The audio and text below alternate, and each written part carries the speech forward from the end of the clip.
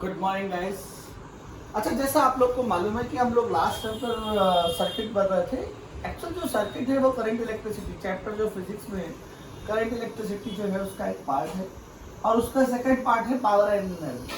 ठीक है, आज हम उसको डिस्कस करते हैं। ठीक है, power and energy in electric current. ठीक है, आपके सबसे पहले आप जान लीजिए कि आपके घर में जो सप्लाई आती है वो 220 वोल्ट और 50 हर्ट्ज की होती है। 220 वोल्ट और 50 हर्ट्ज। ठीक है, और जो यूएस से सप्लाई आती है, यूएस में सप्लाई आती है वो 110 वोल्ट एंड 100 हर्ट्ज का होता है। ठीक है, ये केवल एक जनरल नॉलेज बेस्ड क्वेश्चन था, इसको ज़्यादा जानने की जरूरत नहीं, बस इतना समझ लीजिए, इसको सुन लीजिए। होम कनेक्शन जो होता है अपने यहाँ सारी चीज़ें, ट्यूबलाइट, फैंस, ये सब लगभग पैरेलल में होते हैं। ठीक है, ये एसी करंट है, ये डीसी करंट है। इस चैप्टर में आप ये समझिएगा, आप एसी मत समझिएगा, घर में आने वाली करंट को एसी मत समझिएगा। आप ये समझिएगा कि आप 220 वोल्ट की एक डीसी, एक बड़ी बैटरी से डील कर रहे हैं। ठीक है, आज इस चैप्टर में हम एक ही बात मानेंगे कि हम 220 वोल्ट की बड़ी बैटरी से डील कर रहे हैं। ठीक है, हम 220 वोल्ट की डीसी सप्लाई कंसीडर करेंगे, एसी सप्लाई कंसीडर नहीं करेंगे। अच्छा, एसी सप्लाई जो कंसीडर करेंगे वो हम अल्टरनेटिंग करंट में करेंगे। वहां पर बहुत सारी चीजें जानने को मिलेगी, आरएमएस वैल्यू, ठीक है, एवरेज वैल्यू, बहुत सारी चीजें जानने को मिलेंगी, उसके बारे में बाद में चर्चा करेंगे। चलिए जरा कुछ चीजें बताना चाहता हूँ, कुछ एक डेरिवेशन है छोटा सा, वो करते हैं। ठीक है, let us suppose we have a resistance R and connected with the battery V volt. Okay, you know that we consider the potential of this point is V, we consider potential of this point is V, and potential of this point is 0, and potential of this point is 0. We know that according to formula V is equal to W into Q. W is equal to VQ. W is energy, work is energy. So it is very clear at this point energy is 0 because potential difference is 0. At this point energy is 0 because potential difference is 0. At this point energy is QV. At this point energy is QV. जो ये QV energy है ये यहाँ आकर 0 हो गई, तो कहाँ गई, कहाँ खर्च हुई? इस रेजिस्टेंस में यूज हुई, इस रेजिस्टेंस में यूज हुई। जैसे आप बल्ब जलाते हैं तो चार्ज आता है, चार्ज आने के बाद वो एनर्जी कहाँ यूज होती है भाई? लाइट जलती है, उससे वो एनर्जी कहीं भी यूज होती है। आप कोई भी चीज, आप हीटर जला रहे हैं तो वहां यूज होगी, वो एनर्जी है। ठीक है, तो हम ये बात करते हैं कि बैटरी ने जो एनर्जी प्रोवाइड की वो कितनी थी? QV, और जो कंज्यूम हुई रेजिस्टेंस में वो थी QV, और फाइनल एनर्जी क्या रही? 0 रही। ठीक है, यहाँ पर दो प्रकार की चीजें हो गई, एक इनपुट हो गया और एक आउटपुट। ठीक है, चलिए अब हम बात करते हैं energy given by battery. Energy given by battery E is equal to QV। It is very clear, energy QV energy दे रही है और जो रेजिस्टेंस ले रहा है। तो energy given by battery E is equal to QV, both side differentiation with respect to T, dE by dt is equal to V. V is constant, potential difference constant है, dQ by dt, dE by dt, energy, the rate of change of energy, the rate of energy is known as power. It is clear, dE by dt is equal to P, and V is constant, dQ by dt, the rate of flow of charge is known as current. Then P is equal to VI. ठीक है, ये input power होगी। यहाँ पर note point है, ध्यान से सुनिएगा। जब भी बैटरी की पावर हमें कभी भी निकालनी होगी, उसको निकालने का केवल और केवल एकमात्र फॉर्मूला है P is equal to VI। Battery की पावर निकालने का, इनपुट की पावर निकालने का केवल और केवल एक ही फॉर्मूला है, that is P is equal to VI। लेकिन अगर हम आउटपुट पावर की बात करें, आउटपुट पावर में देखें एक वेरिएबल रेजिस्टेंस है जिसके एक तरफ पोटेंशियल V है और एक तरफ 0 है। ठीक है, अच्छा अब इसकी पावर हम देखें, जो एनर्जी, जो पावर इसमें दी वो इसमें ली, then P is equal to VI। ठीक है, अब यहाँ पर रेजिस्टेंस के होने की वजह से V को IR के टर्म में ब्रेक कर सकते हैं। We know that V is equal to IR according to Ohm's law. Then I into I, that is I square into R. And again we derive I is equal to V by R, then V square by R square, R to R cancel out, then V square by R. Then now output power जो होती है उसके तीन फॉर्मूले होते हैं। कौन कौन से? P is equal to VI, P is equal to I square R, P is equal to V square by R। ये तीनों फॉर्मूले आउटपुट पावर यानी रेजिस्टेंस में लगाए जाते हैं, जबकि बैटरी में केवल और केवल एक फॉर्मूला लगाया जाता है जो कि P is equal to क्या होता है? V I. P is equal to क्या होता है, वी आई। यही फॉर्मूला लगाते हैं, इसके अलावा कोई फॉर्मूला नहीं लगाते हैं। इसमें कोई दिक्कत वाली बात तो नहीं। अब हम एनर्जी निकालना चाहते हैं। एनर्जी इज इक्वल टू, हम जानते हैं power into time. Energy is equal to power into time. Then energy is equal to power, in first case output power की बात हो रही है यहाँ पर। Energy is equal to P into t, in first case V I t, in second case I square R t, in third case V square by R into t. ठीक है, that is power used in resistance. ठीक है, इसको note कर लीजिए, ध्यान दीजिएगा इसको।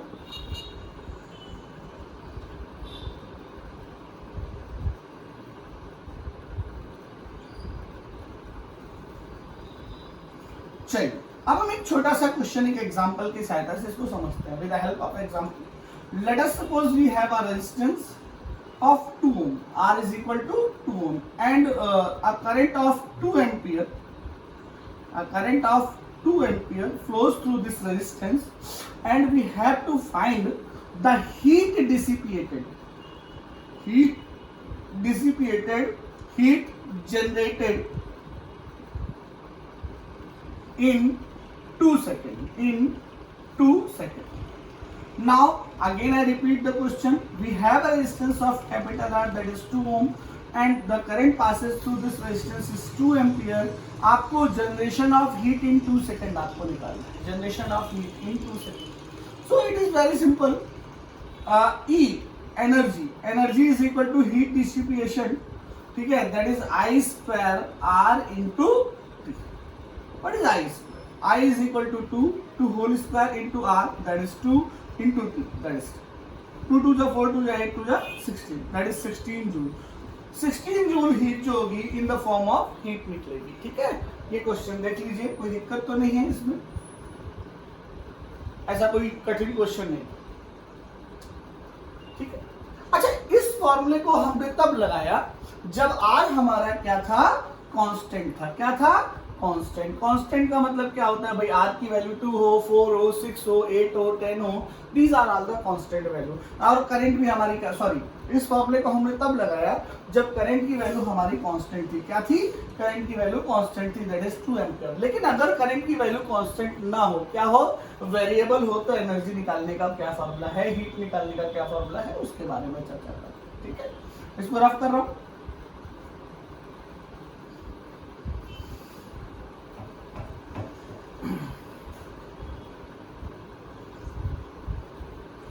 अब मान लीजिए अभी हम लोगों ने बोला डी बाई डी टी जो वैल्यू थी वो आई स्क्वायर आर के बराबर। ठीक है, अरे V I, d by d t is equal to V I, V is equal to I R, then d by d t is equal to I square R. ये हम कहाँ निकाल रहे हैं, आउटपुट में। जब आर आ जाता है तो आउटपुट की बात होगी। तो it is very clear, d E is equal to I square R d t, both side integration 0 to e and 0 to t. Now with the help of this formula we can find if energy is variable, sorry, if current is variable. What is the variable current? What is the variable current? ये हम लोग बात करेंगे। तो आप याद रखिए E is equal to integration of 0 to t I square R d T. ये तब यूज करेंगे जब करंट हमारी क्या होगी, वेरिएबल करंट होगी। ठीक है, तो सर एक वेरिएबल करंट का क्वेश्चन करवा दीजिए, कोई दिक्कत नहीं। वेरिएबल करंट का एक क्वेश्चन कर लेते हैं अपन। लेट अस सपोज हमारी current I is equal to I naught sine omega t. देखो टाइम के साथ ये करंट साइनसोइडल करंट है, ये टाइम के साथ चेंज हो रही है, ये हमारी वेरिएबल करंट है। अब हम इसकी एनर्जी निकालना चाहते हैं, हीट डिसिपिएशन निकालते हैं। हीट डिसिपिएशन निकालने के लिए I is equal to integration of पूरे साइकिल के लिए, find the heat reduce in one cycle, find the heat produce in one cycle, find the heat produce in one cycle when current is variable I. तो हीट 0 to t, 1 cycle t, and t is equal to 2 pi by omega. T is equal to 2 pi by omega because you know that omega is equal to 2 pi by t and t is equal to 2 pi omega. ठीक है, I square r d। चलिए h is equal to 0 to t, T की जगह अगर हम रखें 2 pi by omega तो कोई दिक्कत तो नहीं होगी। I square that is I naught square sine square omega T into D और इंटू आर, ये वाला। तो देखिए बेटा h is equal to I naught square R को बेटा कर दिया बाहर और हमारे पास क्या बचा, integration of 2 pi by omega sine square omega T D, sine square omega T D T. चलिए जरा देखते हैं, h is equal to I naught square R by 2 1 minus cos 2 omega T D T integration 0 to 2 pi by omega. अरे sine square omega T 1 minus cos 2 omega T. चलो भाई okay, basic maths है, बताई जा चुकी है। h is equal to I naught square R by 2 into 1, ये value 1 होती है पूरे साइकिल के लिए, ये वैल्यू 0 हो जाती है, ये वैल्यू क्या हो जाती है 0, ठीक है। अब 1 नहीं, इसको बोलेंगे t dt, integration of dt। करके देता हूं नहीं तो आप लोग परेशान हो जाएंगे। देखिए अब कर रहा हूं, ध्यान दीजिएगा, into integration of 0 to 2 pi by omega into 1 into D T minus integration of 0 to 2 pi by omega cos 2 omega T D T. याद रखिए, अगर बाय वाले मैथ्स वाले तो इसको सॉल्व कर सकते हैं, बेसिक मैथ्स है। बाय वाले याद रखें, यहाँ साइन थीटा हो कॉस थीटा हो और यहाँ पर फुल साइकिल हो तो ये वैल्यू हमेशा 0 पे और तरफ चलती है, किधर जाती है 0। और जब हम इधर करेंगे तो h इज इक्वल टू आ जाएगा I naught square R by 2 into T की वैल्यू रखेंगे, ये 1 का इंटीग्रेशन t हो जाएगा, टी की वैल्यू रखेंगे 2 पाई बाई ओमेगा, 2 से 2 cancel, then h is equal to I naught square R pi by omega. This is the heat dissipation, ये हमारा आंसर आएगा। देखिए जब हमारे करंट क्या हो वेरिएबल, कांस्टेंट करंट के लिए हम लोगों ने हीट डिसिपेशन निकालने के लिए कोई दिक्कत नहीं है, हम लोग h is equal to I square R t लगा देते हैं। लेकिन जब हमारी करंट वेरिएबल हो, जब हमारी करंट कांस्टेंट ना हो, तब हम लोग डी इंटीग्रेशन ऑफ डी लिखते हैं, या E is equal to integration 0 to t I square R d t लगाते हैं, ठीक है। Where I is the instantaneous current, I is the instantaneous current, ठीक है, नोट कर लीजिए, अच्छा क्वेश्चन था।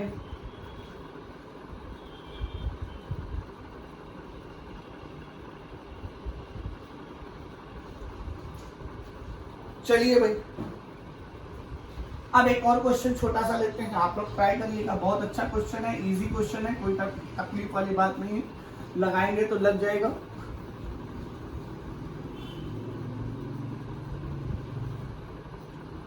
एक वेरिएबल करंट का और क्वेश्चन ले रहे हैं, कांस्टेंट करंट कहते हैं, कोई दिक्कत नहीं है। Let us suppose I is equal to I naught e to power minus a t. कहता है फाइंड हीट प्रोड्यूस या जनरेटेड या dissipated, heat dissipated in t is equal to 0 to t is equal to infinity। 0 से infinity तक heat कितनी निकलेगी आपको बताएं। अच्छा ये कैसी करंट है, कांस्टेंट करंट है कि वेरिएबल करंट? ये वेरिएबल करंट, ठीक है, टाइम के साथ वेरी कर। अगर ये वेरिएबल करंट है तो एनर्जी निकालने का formula E is equal to integration of 0 to t I square r dt। कोई समस्या? I E is equal to integration 0 to t कहां से कहां तक, 0 to infinite, I square I naught square e to power 80 का whole square e to power minus 280 into r into dt। कोई समस्या? बस बाहर कर लो जो बाहर, I नॉट स्क्वायर बाहर, r स्क्वायर बाहर, integration of 0 to infinity e to power minus 280 dt e to power minus 2at। जब हम e टू पावर x का डिफरेंशिएशन करते हैं तो e टू पावर x आता है, और चेन रूल से जब इसमें इसका फिर हम डिफरेंशिएशन करके डिवाइड करते हैं, ठीक है। तो ये आएगा क्या, जरा देखिएगा, ये आएगा e is equal to I naught square R integration of e to power minus 2at, integration of e to power minus 2at। तो e to power minus 2at का आ जाएगा e to power minus 2at, ठीक है। और limit आएगी 0 to infinity, और divide करेंगे -2a से। किससे डिवाइड करेंगे, -2a से। क्यों डिवाइड करते हैं, e टू पावर x का इंटीग्रेशन करते हैं, और ऊपर जो पावर होता है उसका डिफरेंशिएशन करके उससे डिवाइड करते हैं। ये इंटीग्रेशन का रूल है। i is equal to I naught square R e to power minus 2at upon 2a, तो -2a e to power 2at, एक बार इंफिनिटी रख देंगे तो e टू पावर क्या आ जाएगी, इंफिनिटी, माइनस इंफिनिटी, माइनस 1 आ जाएगी e टू पावर 0, ठीक है। हो जाएगा कि नहीं हो जाएगा, इसमें देख लीजिए एक बार e टू पावर क्या आ जाएगी, इंफिनिटी, एक बार आ जाएगा e टू पावर 0। कर लीजिए, e टू पावर इंफिनिटी की वैल्यू क्या हो जाएगी 0, और e टू पावर 1 की -1, तो माइनस माइनस प्लस हो जाएंगे, तो e इज इक्वल टू क्या हो जाएगा, I naught square R upon 2a।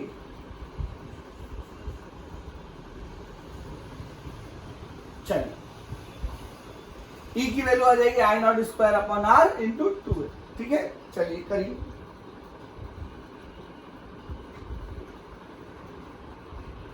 Note कर लीजिए।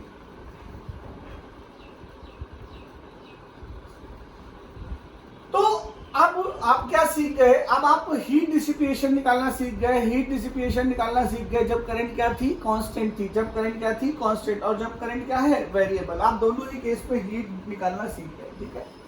अब हम बात करेंगे अपने घरों में जो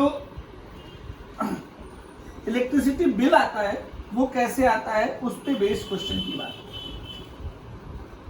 आप लोग जानते हो कि इलेक्ट्रिसिटी बिल को यूनिट में कहते हैं, कितने यूनिट बिजली खर्च की, यूनिट इज इक्वल टू क्या होता है, इसके बारे में चर्चा करते हैं। Unit is equal to 1 kilowatt hour होता है। क्या होता है, 1 किलोवाट। सबसे पहली बात कि जो हमारे घरों में इलेक्ट्रिसिटी आती है, हम किसका पैसा देते हैं, बिजली का पैसा देते हैं, ऑब्वियस सी बात है। पोटेंशियल डिफरेंस का पैसा देते हैं, एनर्जी का पैसा देते हैं, पावर का पैसा देते हैं। हम किसका पैसा देते हैं, हम पैसा देते हैं एनर्जी का। किसका देते हैं, एनर्जी। चलिए 1 किलोवाट आवर का को हम लोग जूल में कन्वर्ट करने की कार्य करते हैं। 1 kilowatt is equal to 1000 watt into hour is equal to second. How many second, 60 into 60, 1 hour, 60 minutes into 60 seconds, 3600000, यानी 3.6 into 10 raised to 6 joule. Then it is very clear 1 kilowatt R is equal to 3.6 into 10 raised to 6 joule, and this is the unit of energy. This is the unit of energy. ये energy की unit होती है। किसकी unit होती है, energy, ठीक है। चलिए, इसमें कोई दिक्कत तो नहीं होगी। तो आप ये देख लीजिए 1 किलोवाट आवर। 1 किलोवाट आवर का मतलब क्या होता है, बात को समझिएगा, ध्यान से सुनिएगा, ठीक है। मान लीजिए आपका 1 यूनिट का खर्चा 7 रुपीज है। कितना है, 7 रुपीज। तो 1 किलोवाट का कोई भी इंस्ट्रूमेंट, मान लीजिए 1 किलोवाट का 1000 किलो, 1 किलोवाट का यानी 1000 वाट का, 1 kilowatt is also known as 1000 watt. 1000 watt का एक हीटर है। क्या है, हीटर। 1000 वाट का हीटर अगर 1 आवर तक चलता है, अगर कितने आवर तक चलता है, 1 आवर तक चलता है, तो वो जो इलेक्ट्रिसिटी कंज्यूम करेगा वो कितना होगा, 1 यूनिट होगा। और उस 1 यूनिट का बिल कितना होगा, 7 रुपीज होगा। 1 किलोवाट आवर क्या शो करता है कि जब कोई 1000 वाट का इंस्ट्रूमेंट 1 आवर तक चलता है तो कंज्यूम जो इलेक्ट्रिसिटी होती है वो 1 यूनिट होती है। जो कंज्यूम एनर्जी होती है वो 3.6 into 10 raised to 6 जूल होती है। वो उसका हम पे करते हैं, ठीक है। कोई दिक्कत वाली बात तो नहीं है। और बेसिकली आप ये याद रखें 1 kilowatt hour is equal to 3.6 into 10 raised to 6 joule. कोई दिक्कत, चलो इसको मैं रफ कर रहा हूं, अगला क्वेश्चन करा रहा हूं।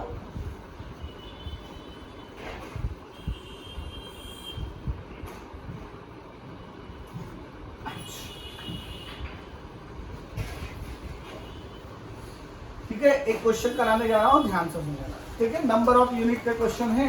ये एक छोटा सा क्वेश्चन है, बहुत पहले एक बार आया था, उसके बारे में चर्चा कर लेते हैं। वैसे ऐसा कुछ है नहीं।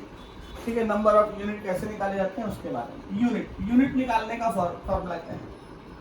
P इंटू टी, जैसा बेसिक ही समझ में आता है। P इंटू टी कैसे? Kilowatt into hour. Kilowatt P upon 1000 watt में कन्वर्ट हो गया। अच्छा, आप किलोवाट पावर की यूनिट है, आर टाइम की यूनिट। ठीक है, तो unit is equal to power into time in hour. लेकिन पावर किसमें होनी चाहिए? किलोवाट में होनी चाहिए। अगर वाट में है तो किससे डिवाइड करेंगे? 1000। अगर मान लीजिए time in are per day into number of days, into number of days, तभी हम निकाल पाएंगे ना यूनिट। नहीं तो कैसे निकालेंगे? हम एक दिन का इलेक्ट्रिसिटी बिल थोड़ा निकाल ले रहे हैं, हम तो 30 दिन का निकालेंगे। ठीक है, चलिए, एक कॉमर्शियल जगह है, कॉमर्शियल कोचिंग इंस्टीट्यूट है, जिसमें 10 फैंस हैं। कितने फैंस हैं? 10 फैंस। एक फैन का जो वॉट है वो 100 वॉट है। कितना है? 100 वॉट। ठीक है, अब उसमें 15 ट्यूब लाइट्स है। कितनी है? 15 ट्यूब लाइट्स। एक ट्यूब लाइट जो है वो 50 वॉट की है। कितने वॉट की है? 50 वॉट की। वहां पर एक एसी लगा हुआ है इंस्टीट्यूशन में। एक एसी जो है वो 7000 वॉट का है। ठीक है, ये 3 चीजें लगी हुई हैं। इसका 30 डे का आपको बिल बताना है। कितना बताना है?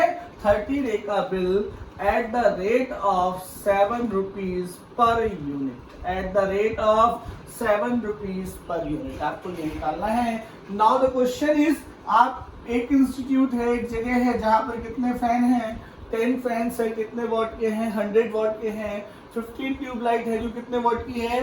50 वॉट की है। एक एसी है जो कितने वॉट का है? 7000 वॉट का है। आपको यहाँ पर 30 डे का bill at the rate of 7 rupees के हिसाब से निकालना है। तो कोई दिक्कत। सबसे पहले हम क्या लगाते हैं? यूनिट निकालने के लिए टोटल पावर अगर हम गौर करें तो 10 फैन और 100 वॉट, तो कितनी हो गई power? P is equal to 1000। 10 into 100, 15 into plus 750 plus 7000, 8750 unit is equal to power कितना हो गया? 8700 इंटू 50। ये तो पावर हो। कितने आवर चल रहा है? अच्छा, ये तो पता नहीं भूल गए, 10 आवर तक चलती है क्लासेस। कितने आवर तक चलती है? 10 आवर तक। तो भाई कितने आवर चल रहा है? 10 आवर चल रहा है। कितने दिन के लिए चल रहा है? 30 डेज के लिए चल रहा है। अपॉन 1000, 1 2 3 1 2 3। ठीक है, तो ये यूनिट ऑफ निकल आएगा। यूनिट के बाद अगर हमें प्राइस या रुपीज निकालना है तो रुपीज जो होगा वो कितना होगा बेटा? यूनिट कितनी आई? 875 इंटू 3 इंटू 7। इसको कर लेंगे तो हमारा जो कंज्यूम पैसा है वो निकल आएगा वो। ठीक है, कॉस्ट निकल आएगी। ठीक है, इसमें कोई दिक्कत वाली बात तो नहीं। अगर ऐसे क्वेश्चन एक बार मेडिकल में ऐसा क्वेश्चन आ गया था, इस पे इसको चर्चा में लाया गया। ठीक है, ये वैसे ये 10th में भी कराए जाते हैं। ठीक, रफ कर रहा हूं बेटा। अगला क्वेश्चन ध्यान देंगे। ठीक है, बल्ब से रिलेटेड है। ये क्वेश्चन भी आए हैं जेई में, नीट में, सब में आए हुए हैं, इसलिए पहले बल्ब की बात कर लेते हैं। अच्छा, बल्ब जो होता है अगर हम उसको गौर से देखें, उसको ध्यान से देखें, तो एक बल्ब पर मान लो 220 वोल्ट 100 वॉट लिखा है। इसका मतलब क्या है? इसकी मीनिंग क्या है? What is the meaning of 220 volt and 100 watt is in bulb? इसका मतलब ये होता है कि अगर इस बल्ब को 220 वोल्ट के मेंस से जोड़ेंगे, क्या जोड़ेंगे? 220 वोल्ट के मेंस से जोड़ेंगे तो ये 100 वॉट एनर्जी यानी पर सेकेंड 100 जूल एनर्जी प्रोवाइड करेगा। ये क्या प्रोवाइड करेगा? पर सेकेंड 100 जूल एनर्जी प्रोवाइड करेगा। ये क्लियर हो गई बात। अच्छा इसको सोचो, बहुत सिंपल सी बात है। 1 10 वोल्ट 50 वॉट, इसका क्या मतलब है? इसका मतलब है अगर इस बल्ब को 10 वोल्ट यानी 110 वोल्ट के मेन से कनेक्ट करेंगे तो ये पर सेकेंड कितने जूल एनर्जी देगा? 50 जूल एनर्जी देगा। इसमें कोई दिक्कत वाली बात तो नहीं, ये तो बेसिक है, बिल्कुल इसको याद रखेंगे, ठीक है। एनसीईआरटी में कभी कभी ये क्वेश्चन आ जाता है, ठीक है, अब तो वो उसके लिए चर्चा हो गई। चलिए आगे बढ़ते हैं, क्वेश्चन बढ़िया अच्छा क्वेश्चन करते हैं, ठीक है।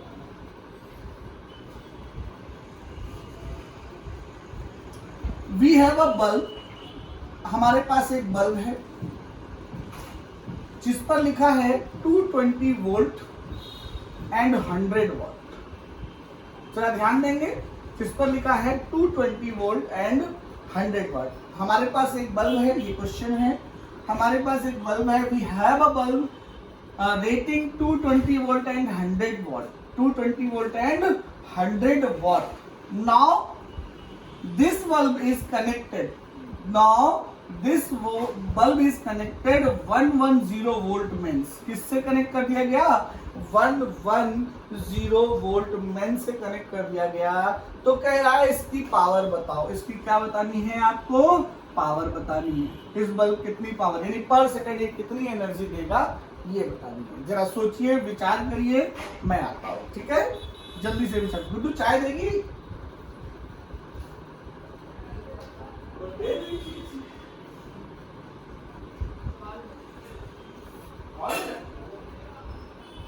चाय आ चुकी है।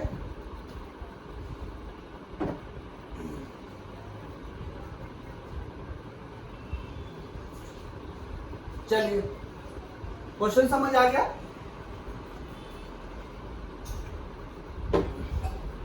इंपॉर्टेंट होता है क्वेश्चन को समझना। एक बल्ब है जो 220 वोल्ट और 100 वॉट का है, मतलब 220 वोल्ट के मेन से जोड़ने पर इसमें जो पर सेकंड जो 100 जूल एनर्जी निकलती है। अब इसी बल्ब को हमने 110 वोल्ट के मेन से जोड़ दिया, क्या बल्ब जलेगा कि नहीं जलेगा? पहली बात तो यस, बल्ब जलेगा। कभी कभी देखा हुआ वोल्टेज लो हो जाता है तो बल्ब क्या धीमा हो जाता है, यानी बल्ब जलेगा, और जलेगा तो कितनी पावर देगा?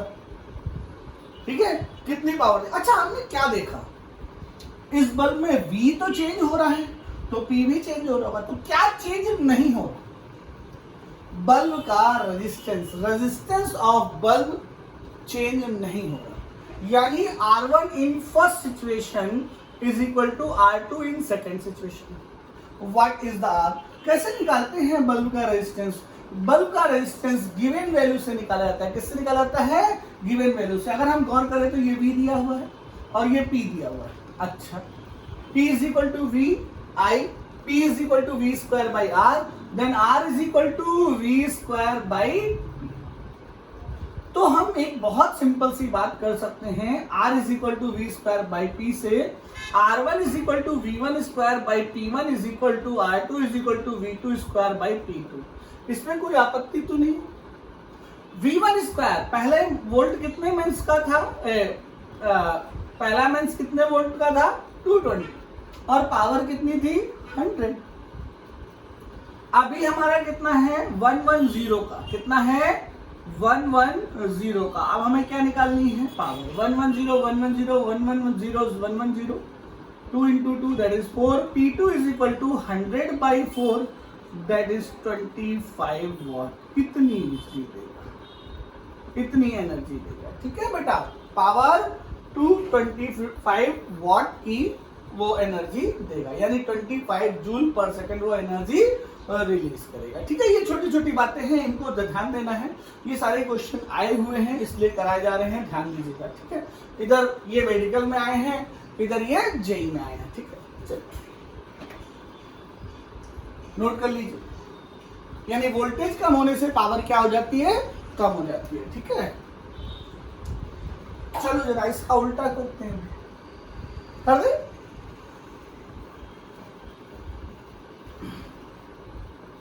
अब एक क्वेश्चन है, केवल सुनिएगा और उसको क्वेश्चन को ट्राई करिए। अब हमारे पास जो बल्ब था बल्ब पर 110 वोल्ट एंड 100 वॉट लिखा। अब हमने इसको जो कनेक्ट कर दिया 220 वोल्ट के मेन से कनेक्ट कर दिया, तो क्या होगा? बिल्कुल समझ लीजिए जरा ध्यान से। जब हमारा बल्ब 110 वोल्ट का है और अगर हम उसको 220 वोल्ट के मेन से कनेक्ट करेंगे तो बल्ब फूट जाएगा। क्या होगा? फूट जाएगा। एक्चुअल तो फ्यूज हो जाएगा, फूट जाएगा, बात एक ही है। ठीक है, बल्ब फूट जाएगा या दग जाएगा। ठीक है, बल्ब खराब हो जाएगा। ओके, वोल्टेज कभी 110 से ज्यादा नहीं होना चाहिए। एक लिमिटेशन होगी, थोड़ी सी जलेगा और फिर थड़ान से आवाज आ जाएगी। पहले तो ज्यादा ब्राइट होगा और फिर एक आवाज आ जाएगी। ठीक है,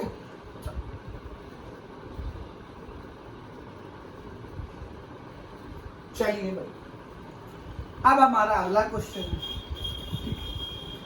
वी हैव 3 बल्ब्स, हमारे पास 3 बल्ब है। ठीक है, पहला जो है 3 जो बल्ब है, पहला है 100 वॉट, 220 वोल्ट मीन्स बताने की जरूरत नहीं। दूसरा जो बल्ब है वो है 50 वॉट और जो तीसरा बल्ब है वो है 25 वॉट। ठीक है, पहला इन तीनों को पैरेलल में 220 वोल्ट से, कहा पैरेलल में, कहा पैरेलल में 220 वोल्ट के मेन से जोड़ दिया गया। कौन सा बल्ब सबसे ज्यादा ग्लो करेगा? कौन सा बल्ब सबसे ज्यादा ग्लो करेगा? क्वेश्चन समझिएगा, कौन सा बल्ब सबसे ज्यादा ग्लो करेगा? बहुत सिंपल है। 220 वोल्ट के मेन से अगर हमने जोड़ा है तीनों बल्ब को,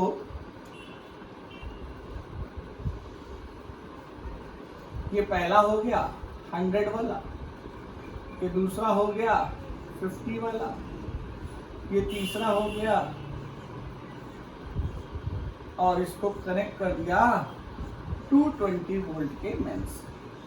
हमने आपको बताया था यहाँ पर जो सप्लाई वो डीसी मानी जाएगी, 220 वोल्ट की बड़ी बैटरी। ठीक है, पहला 100 वाला था, दूसरा वाला क्या था बेटा, जल्दी बोलो? दूसरा वाला था हमारा 50 और तीसरा वाला क्या था 25। जब हम पैरेलल में कनेक्ट करते हैं, किसमें कनेक्ट करते हैं? पैरेलल में।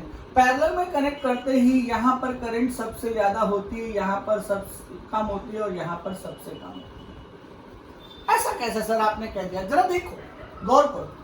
ठीक है, इसको हम ये लिख सकते हैं V = 220, सबका 220।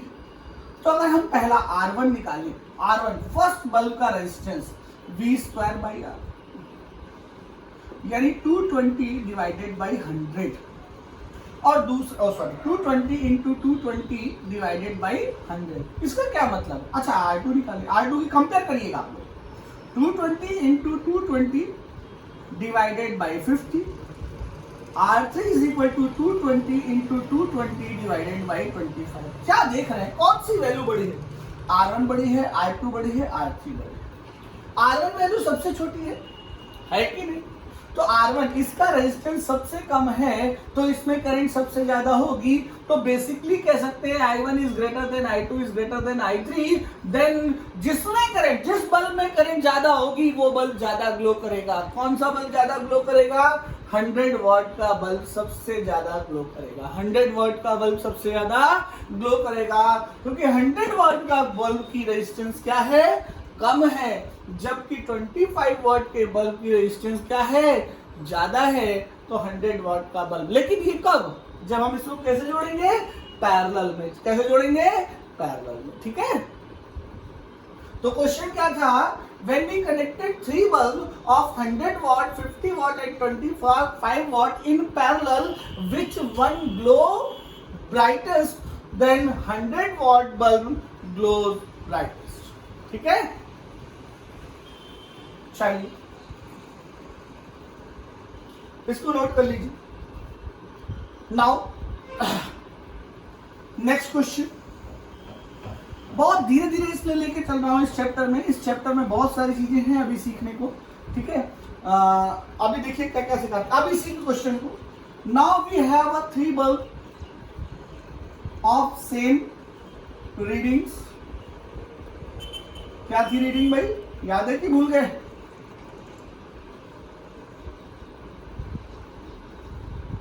ठीक है, क्या था? 100 वॉट,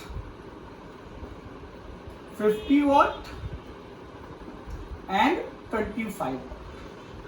अब हमने इन्हीं तीनों को पैरेलल की जगह पर सीरीज में कनेक्ट कर दिया। क्या कर दिया? सीरीज में। चलिए भाई, हमने सीरीज में कनेक्ट कर दिया। लो भाई, पहला बल्ब, दूसरा बल्ब, तीसरा बल्ब।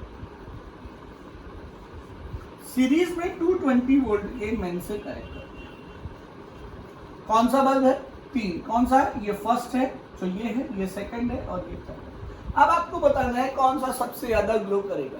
ठीक है, चलिए। अच्छा, अब हम पावर की कंपेयर किससे करेंगे? पहले उसमें पावर हमने किससे निकाला था? P = V²/R से निकाला था। क्यों? अरे भाई देखो, P = V²/R से तो निकाला था। कहा था जिसमें करंट ज्यादा, उसमें कहा था जिसमें करंट ज्यादा, जिसमें क्या ज्यादा? करंट ज्यादा, वो सबसे ज्यादा ग्लो करेगा। अच्छा, यहां हम क्या कहें? यहां हम क्या कहें वो समझने वाली बात है। यहां पर हम ये कह सकते हैं कि करंट तो तीनों में सेम है, क्योंकि सीरीज में है। तो जिसका पोटेंशियल डिफरेंस ज्यादा, वो सबसे ज्यादा ग्लो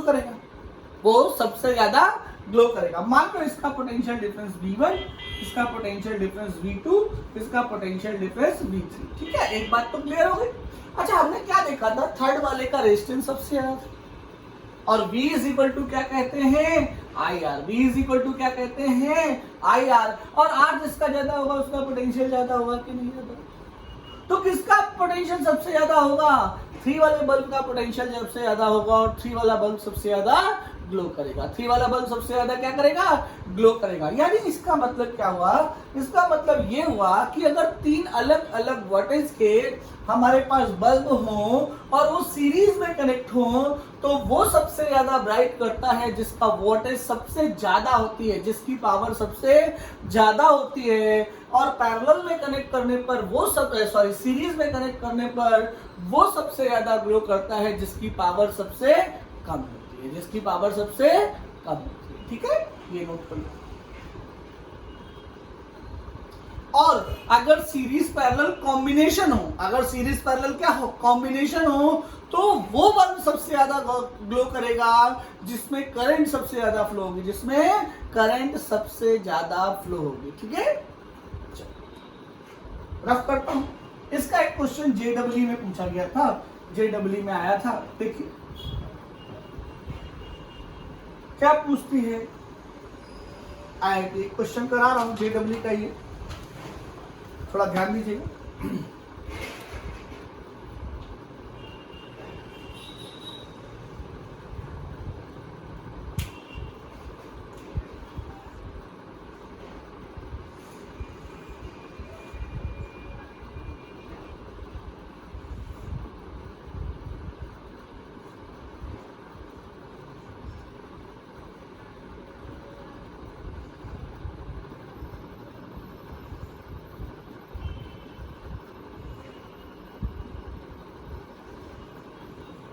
हमारे पास ये बल्ब 1 है, ये बल्ब 2 है, ये बल्ब 3 है, बल्ब 4 है।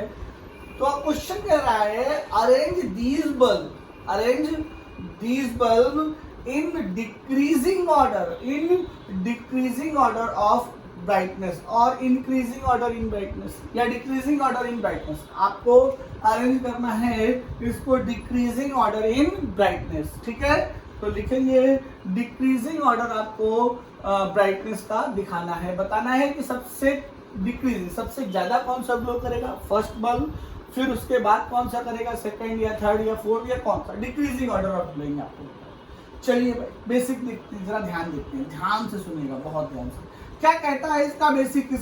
कहता है कि अगर बल्ब सीरीज और पैरेलल दोनों में लगे हों तो वो सबसे ज्यादा ग्लो करेगा जिसकी करंट सबसे ज्यादा होगी। वो बल्ब सबसे ज्यादा ग्लो करेगा जिसकी करंट सबसे ज्यादा होगी। ध्यान से सुनिए, जब 3 अलग अलग पावर के बल्ब हों, सीरीज में ऐड किए जाएं, तो वो सबसे ज्यादा ग्लो करता है जिसकी पावर सबसे कम होती है। पैरेलल में ऐड किए जाएं तो वो सबसे ज्यादा ग्लो करता है जिसकी पावर सबसे ज्यादा होती है। इस सिचुएशन में जब कॉम्बिनेशन ऑफ बल्ब्स हों तो वो सबसे ज्यादा ग्लो करेगा जिसमें करंट सबसे ज्यादा फ्लो हो रही। अच्छा हाँ, एक और बात, ये सारे बल्ब आइडेंटिकल है। ये सारे बल्ब कैसे हैं? Identical. Then question is 4 identical bulbs are arranged as shown in figure. Find the brightness of the bulb in decreasing order. Find the brightness of the bulb in decreasing order. It means आपको बताना है कि सबसे ज्यादा कौन सा bright करेगा, उसके बाद कम, फिर कम, फिर कम। ठीक है, चलिए अगर हम गौर करें अकॉर्डिंग टू डायग्राम, लगाने की जरूरत नहीं है, बिल्कुल बेसिक देखिए। यहाँ से करंट आई जाएगी, यहाँ से I1 जाएगी और यहाँ से I2 जाएगी। हाँ या ना? हाँ या ना? अच्छा एक बात करिए, बहुत ध्यान से सुनिएगा, क्या I की वैल्यू सबसे ज्यादा होगी? यानी सबसे ज्यादा जो ब्राइट कर रहा होगा वो कौन होगा? 1। ठीक है, इसका रेजिस्टेंस देखो, दोनों आइडेंटिकल बल्ब है, इसका R इसका R, तो ये क्या हो गया 2R, और इसका क्या हो गया R। यहाँ पर रेजिस्टेंस ज्यादा, करंट क्या हो जाएगी? कम।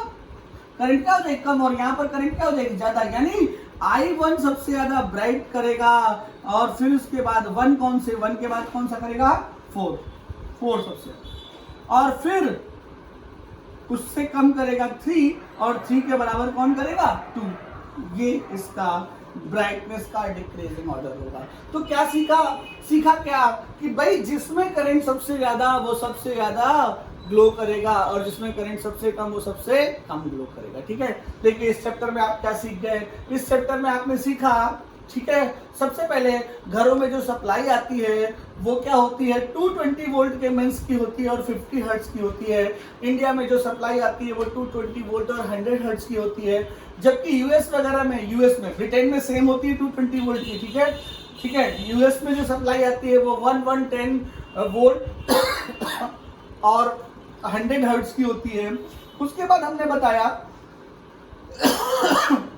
ठीक है, पावर का फॉर्मूला, पावर के फॉर्मूले में P = VI बताया। ये हमने बोला कि जो इनपुट पावर होगी उसका केवल एक फॉर्मूला होगा, P = VI, जबकि आउटपुट का यानी रेजिस्टेंस में जो पावर होगी उसके 3 फॉर्मूले होंगे, VI, I²R, V²/R। उसकी एनर्जी निकालने के लिए T का मल्टीप्लाई कर देंगे।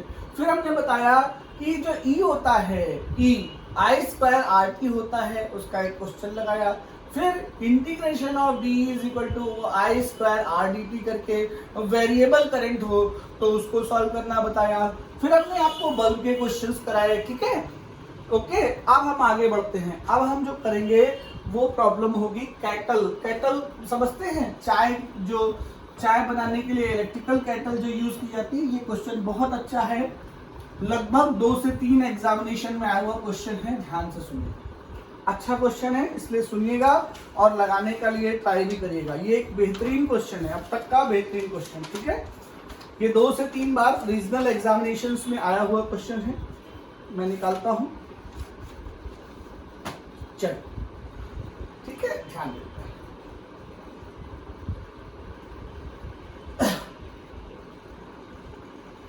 In an electric kettle, we have 2 coils, C1 and C2. When C1 is only connected, it takes 10 minutes to preparing a tea.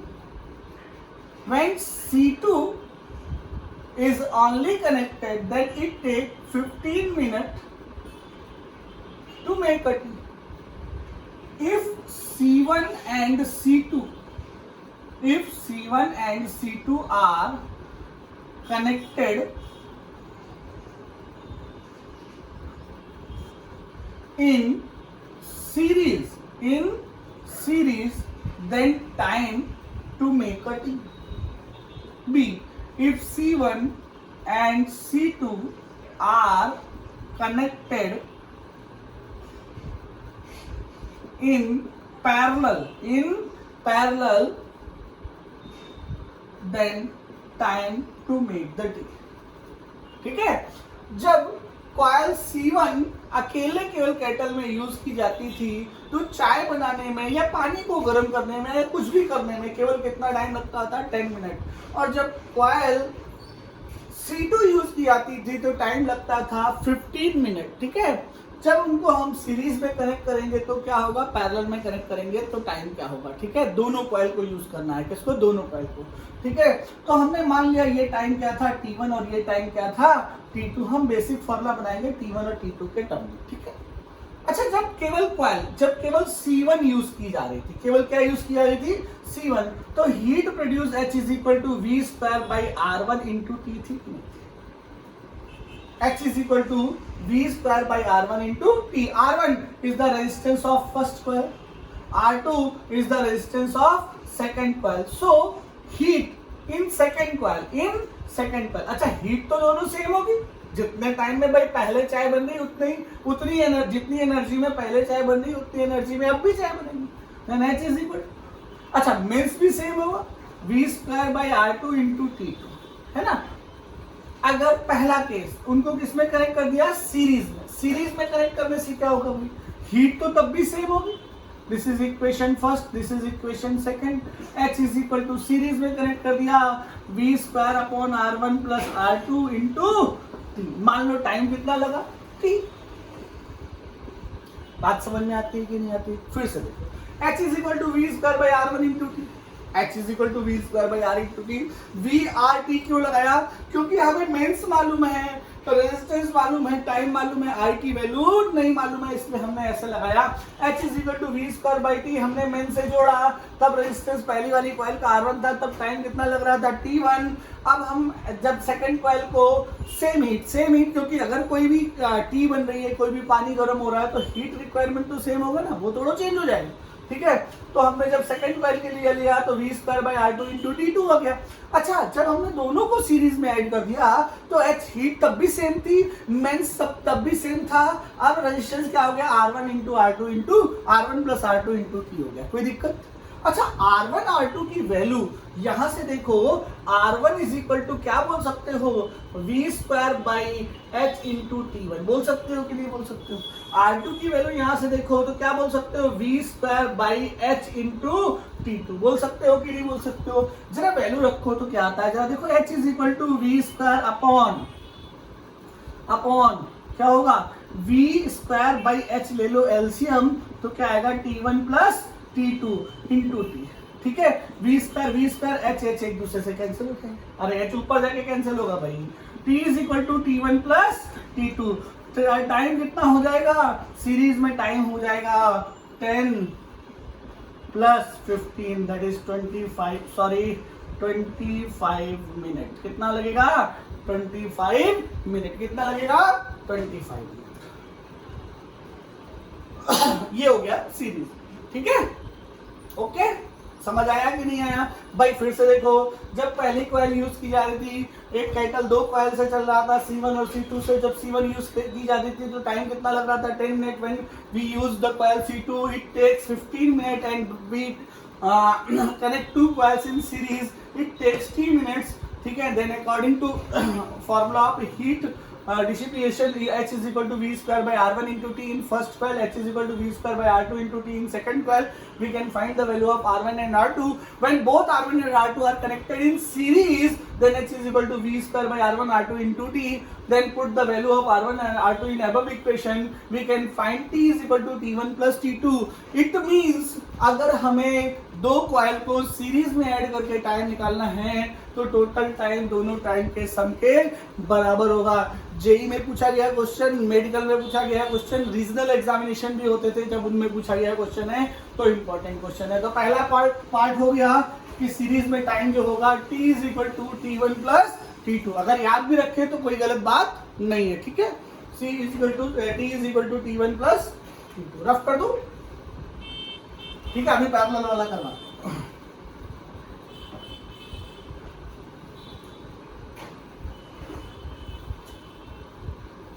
ठीक है, देखिए, अच्छा पहला केस तो वही है, दूसरा केस तो वही है।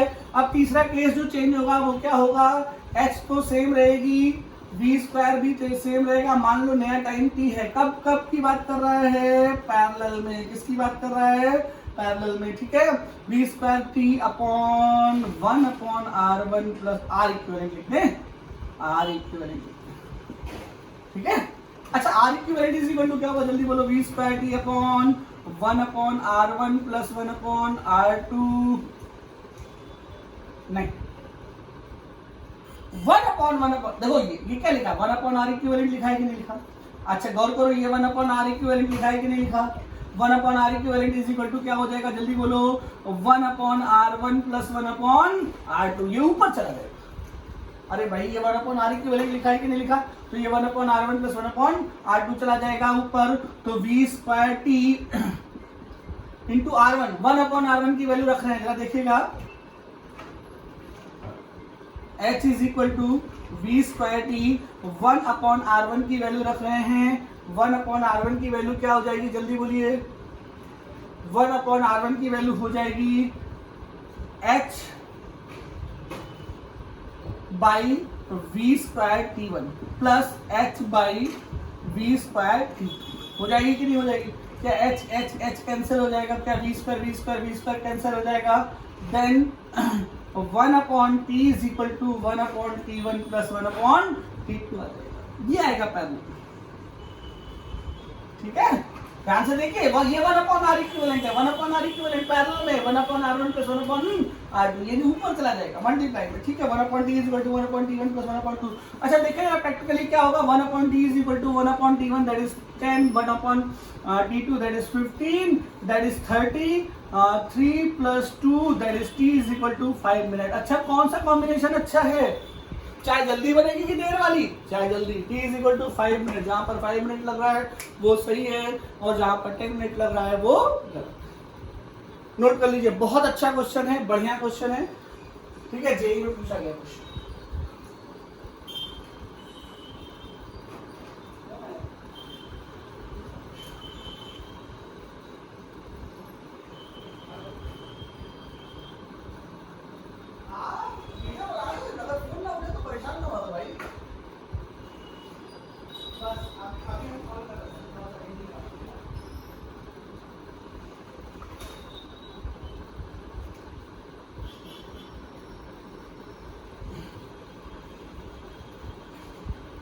चलो भाई, ठीक है, रफ कर दें। ये अच्छे क्वेश्चंस थे, इनको बताना जरूरी भी था। देख ले भाई कितना टाइम हो गया है, हमारे प्रिय मित्रों का फोन आना चालू हो गया है। चलो भाई, चलो आगे पढ़ाए कि बस करें, बस करते हैं ना, बाकी धीरे धीरे करते हैं, धीरे धीरे आगे बढ़ते हैं। तो इस सेशन में अपन ने क्या पढ़ा, हम लोगों ने पावर और एनर्जी के बारे में पढ़ा है। पावर और एनर्जी के बारे में हमने बल्ब की प्रॉब्लम पढ़ी। बल्ब की प्रॉब्लम में ध्यान रखने वाली बात यह है कि अगर सेम टाइप के बल्ब सीरीज में ऐड हो तो वो बल्ब ज़्यादा ग्लो करेगा जिसकी पावर कम है, सीरीज में ऐड हो तो वो बल्ब ज़्यादा ग्लो करेगा जिसकी पावर कम हो, और पैरेलल में है तो वो बल्ब ज़्यादा ग्लो करेगा जिसकी पावर ज़्यादा हो, ठीक है। और सीरीज पैरेलल कॉम्बिनेशन है तो वो बल्ब ज़्यादा ग्लो करेगा जिसमें करंट ज़्यादा हो, ठीक है। और कैटल की एक प्रॉब्लम कराई, ठीक है, इसकी कोई दिक्कत वाली बात तो नहीं है। आज के लिए बस इतना ही, ध्यान रखें अपना, घर पे रहें बिल्कुल, ठीक है। Okay bye.